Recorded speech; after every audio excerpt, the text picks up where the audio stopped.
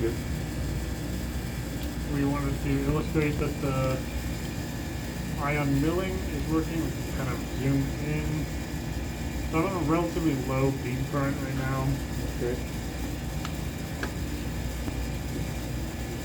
Put a small pattern down, and Okay. if you wanted to, this is just kind of the stainless stage we're milling on right now, but if you wanted to select a different material, you can select that and it'll basically update the patterning speed. But just for a demo, we can start patterning here, and you can see the actual raster scan.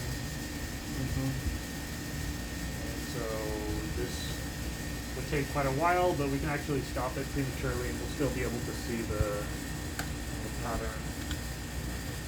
There you go. There you go. Something happened there, right? Yeah, so we have a small mill, and you know, this is all very quick demonstration. You can also, you know, really adjust your stigmation and get things dialed in. But yeah, just as It's a machine in operation. It's working. Yep. It's a slide, moving the sample, selecting. You select the current for which you could mill.